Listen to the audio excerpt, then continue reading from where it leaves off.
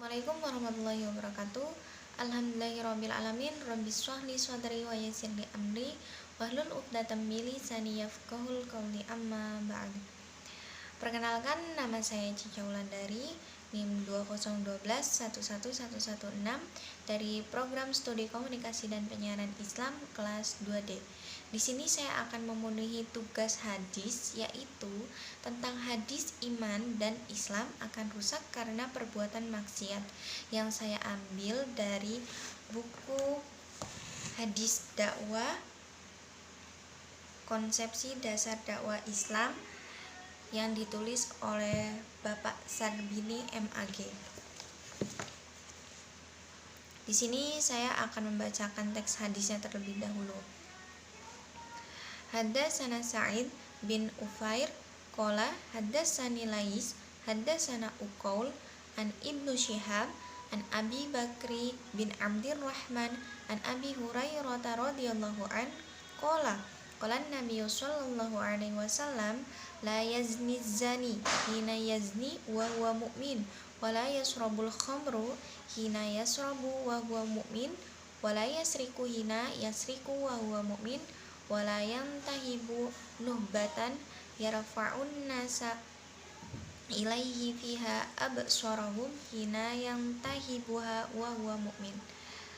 Terjemahan dari hadis tersebut atau arti dari hadis tersebut ialah, telah menceritakan kepada kami, Sa'id bin Ufair berkata, telah menceritakan kepadaku Al-Laits, telah menceritakan kepada kami Uqail dari Ibnu Syihab, dari Abu Bakar bin Abdurrahman, dari Abu Hurairah radhiyallahu anhu berkata, Nabi Shallallahu alaihi wasallam bersabda, seorang pezina tidak sempurna imannya ketika sedang berzina, dan seorang peminum khamar tidak sempurna imannya ketika sedang minum-minum, dan seorang pencuri tidak sempurna imannya ketika sedang mencuri, dan seorang yang merampas hak orang agar pandangan manusia tertuju kepadanya tidak sempurna imannya ketika dia merampasnya. Hadis Bukhari nomor 2295 atau LM36. Dari hadis tersebut berisi mufrodat, yaitu lafaz yasriku artinya pencuri, kemudian ada lafaz yang tahibu yang artinya merampas, kemudian ada lafaz yazni atau azzani yaitu pezina atau berzina, kemudian ada lafaz yasrabul khamru atau peminum khamar. Pesan atau isi kandungan dari hadis tersebut ialah, pesan hadis di atas adalah jika orang yang benar-benar beriman, maka seseorang tidak akan melakukan 1. Perbuatan zina, karena perbuatan zina itu diharamkan. Seseorang yang beriman akan menjauhi semua larangan dari Allah Subhanahu wa taala, termasuk perbuatan zina, mencuri, merampas, dan perbuatan maksiat lainnya. Dan seseorang yang beriman harus mengerti mana yang baik dan yang buruk apa yang ia perbuat. Kemudian yang kedua, yaitu meminum khamar. Orang yang meminum khamar itu adalah orang yang menjauhi Allah Subhanahu wa taala, sebagaimana disebutkan dalam Al-Qur'an. Minum khamar ketika hendak melakukan sholat, puasa, dan melanggar semua perintah Allah Subhanahu wa taala itu termasuk minum khamar dan berzina. Seseorang yang beriman dan mengingat semua hal yang dilarang Allah, maka dia tidak akan pernah meminum khamar itu walaupun dia menginginkannya dan meskipun itu sedikit. Kemudian yang ketiga, yaitu ada seorang pencuri yang tidak mencuri jika dia beriman, karena dia tahu kalau Allah Subhanahu wa taala tidak akan menyukai perbuatan itu. Karena perbuatan mencuri itu sendiri adalah perbuatan yang mengambil hak orang lain, yang sama halnya dengan korupsi atau suap menyuap. Kalau pencuri itu mengambil barang orang lain yang bukan haknya, dan yang diambil itu adalah sebuah barang dan uang. Beda lagi dengan orang yang suap menyuap, yaitu dilakukan oleh orang yang berdasi, dan itu hukumannya bisa mencapai seumur hidup. Hadis ini dijadikan dalil oleh seorang Khawarij untuk mengkafirkan pelaku dosa besar. Orang Khawarij mengatakan bahwa pelaku dosa besar itu kafir atau murtad atau keluar dari agama Islam. Di antaranya dalilnya adalah hadis ini. Kata mereka, karena Nabi Muhammad SAW mengatakan, tidaklah seseorang yang berzina di saat dia berzina dalam keadaan mukmin. Kalau misalnya ia tidak dalam keadaan mukmin, berarti ia kafir, kata mereka. Berarti, kata orang Khawarij, pelaku zina itu kafir berdasarkan hadis ini. Pelaku minum arak kafir, demikian pula pencuri kafir, perampok kafir, dan semua pelaku dosa besar kata mereka adalah kafir atau murtad dari agama Islam.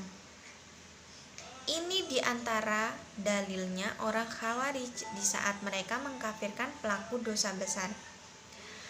Adapun juga menurut pendapat ahli sunnah wal jamaah atau aliran murji'ah memahami hadis ini bahwa amal tidak termasuk iman, walaupun dia berzina dan mencuri, itu tidak mempengaruhi imannya sama sekali. Dalam hadis lain dinyatakan, barang siapa mengucapkan la ilaha illallah, ia termasuk surga walaupun berzina dan mencuri. Artinya, orang yang berzina dan mencuri, dia tidak kehilangan iman sama sekali. Adapun hadis ini, tidaklah orang yang berzina di saat ia berzina dalam keadaan mukmin. Artinya, dalam keadaan imannya yang sempurna. Kata para ulama ahlu sunnah wal jamaah, maksud dari hadis tersebut tidaklah orang yang berzina di saat berzina ia bukan mukmin. Maksud hadisnya berarti artinya kafir.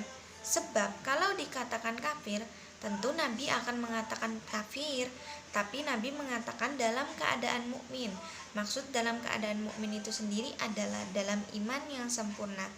Berarti di sini teman-teman, saya akan memberikan kesimpulannya bahwa jika kita terus memenuhi jiwa kita dengan debu-debu maksiat, yakinlah bahwa kita akan sulit mendapatkan rezeki, dan jika kita masih diberi rezeki, tentu rezeki tersebut tidak akan barokah. Maksiat membuat kita terhalang dari orang-orang baik, bahkan kepada Allah Subhanahu wa Ta'ala. Dalam hati kita tak ada perkara yang lebih pahit daripada kegersangan dosa di atas dosa. Seseorang yang melakukan maksiat pun akan selalu merasa ada sekat pada dirinya sendiri dengan orang-orang baik, bahkan dengan keluarganya sendiri. Tingkah laku sampai tutur kata mereka jelas berbeda. Orang yang ahli maksiat dengan orang yang ahli ibadah jelas berbeda. Bagaimana cara berkomunikasi dengan keluarganya? Bagaimana kita bisa mendapat syafaat Rasul jika kita sendiri tidak pernah mengamalkan sunnahnya? Kemudian, banyak orang menganggap bahwa pezina atau pelacur merupakan sesuatu hal yang tabu dan maksiat besar. Hal itu benar adanya. Namun, apakah yang dilakukan banyak orang bukanlah merupakan sebuah zina atau maksiat? Jadi, sebelum menghakimi atau menjudge seseorang, hendaklah kita introspeksi diri. Apakah yang kita lihat dan kita lakukan sudah sesuai syariat? Apakah sikap kita sudah menunjukkan keimanan yang begitu kuat? Oleh karena itu, marilah teman-teman kita saling mengingatkan, saling membenahi. Sebelum menilai seseorang, lihatlah apa diri kita sendiri sudah baik atau belum untuk menjalankannya. Sedangkan dari penggalan hadis yang berbunyi tidak akan minum khamar di waktu minum jika ia sedang beriman, hal ini pun sama halnya dengan perbuatan zina. Banyak penulis dengar dan temui mengenai hal ini, di mana orang dengan bangganya menunjukkan perbuatan maksiat tersebut. Menurut pengalaman dan bahkan saya pernah mendengar sendiri dari pelaku peminum khamar atau minuman keras, bahwa alasan mereka meminum khamar tersebut agar tubuh terasa hangat dan mencegah diri dari udara dingin. Disinilah keimanan seseorang patut dipertanyakan. Bukankah sudah jelas dalam Al-Quran bahwa mengenai keharaman minuman keras itu nyata dan fakta adanya. Terus ada juga pepatah yang mengatakan ibadah yang kita lakukan belum tentu berpahala, sedangkan maksiat yang kita buat sudah pasti menghasilkan dosa. Namun mau sampai kapan kita terus mau seperti ada tanggungan?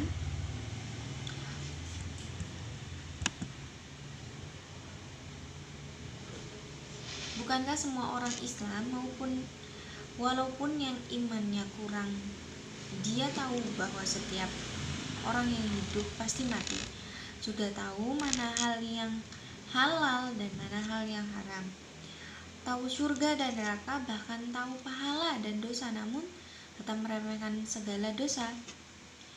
Tidak akan mencuri di waktu mencuri jika ia sedang beriman. Di sini mencuri secara makna etimologi adalah tidak memberikan hak pada yang berhak. Misal seorang pemimpin perusahaan yang tidak memberikan gaji kepada karyawan atau pegawainya, itu merupakan mencuri, karena gaji ataupun upah yang diberikan kepada pegawainya itu adalah hak mereka, yaitu merupakan hak pegawai. Namun ketika gaji tersebut tidak diberikan kepada pegawai atau karyawan itu sendiri, maka dalam hal tersebut pemimpin perusahaan merupakan mencuri atau melakukan tindak pencurian, karena pada dasarnya itu adalah haknya seorang pegawai atau seorang karyawan. Sebenarnya pada dasarnya itu mungkin teman-teman sendiri atau para pendengar di luar sana sudah paham bahwa Allah itu sudah menentukan usia kita, terus rezeki kita, terus apa saja nanti yang kita lakukan di dunia, bahkan dosa kita pun nantinya akan tercatat pada masanya nanti. Jadi sebenarnya rezeki itu sudah ditentukan oleh Allah sejak kita sudah atau masih ada di dalam rahim ibu. Jadi tidak mungkin rezeki itu tertukar dengan orang lain atau terpotong, tidak.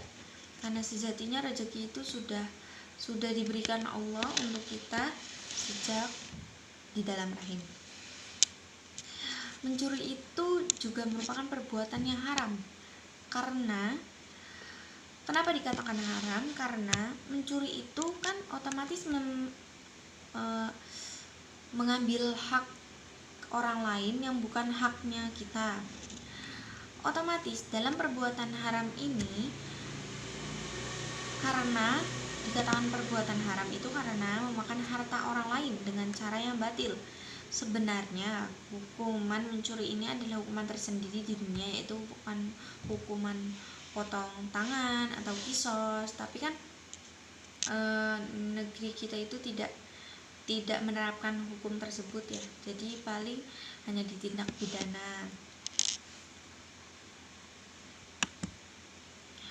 Terus mencuri itu tanpa adanya kekerasan saja haram, apalagi merampok yang mengambil atau merampas harta milik orang lain yang bukan miliknya disertai dengan kekerasan atau ancaman, bahkan sampai pembunuhan. Itu sudah merupakan dosa berat dan hukumnya haram, lebih berat hukumannya daripada hukuman sekedar mencuri saja. Jadi di sini teman-teman, marilah kita saling mengingatkan, saling membenahi diri, dan jangan menilai seseorang dari luarnya atau dari sikap dia, dia itu seorang pezina, dia itu seorang pencuri, karena kita tidak tahu bahwa seorang pencuri atau seorang pezina itu sebenarnya memiliki iman atau tidak. Bahkan bisa jadi seorang pezina tersebut bahkan imannya lebih tinggi, entah karena dia baik hati atau dia rajin ibadah, tapi dia sendiri pun menyadari bahwa perbuatannya itu zina. Bahkan di zaman sekarang, seseorang yang berzina itu, atau yang biasanya sering kita kenal dengan pekerja prostitusi, mereka bahkan bukan karena kesengajaan menjalani pekerjaan seperti itu, melainkan karena terhempit oleh ekonomi. Entah mereka harus membiayai anaknya, keluarganya, dan di zaman sekarang susah untuk mencari pekerjaan, dan hanya itu yang dapat mereka lakukan. Kita tidak boleh langsung mengatakan bahwa oh dia kafir karena dia telah berzina. Tidak. Oh dia kotor, sudah tidak suci karena dia berzina. Tidak. Tapi yang menetapkan bahwa mereka itu baik itu bukan dari mata manusia, melainkan dari mata Allah Subhanahu wa taala. Hanya itu yang dapat saya sampaikan. Bila ada kata atau pembacaan yang kurang tepat, mohon dimaafkan seluas-luasnya, karena saya sendiri masih belajar sama seperti teman-teman, dan mohon dimakluminya jika banyak sekali kekurangan dan kesalahan yang saya lakukan dan saya ucapkan dalam video ini. Mungkin sekian dari saya. Wabillahi taufiq wal hidayah. Wassalamualaikum warahmatullahi wabarakatuh. Terima kasih.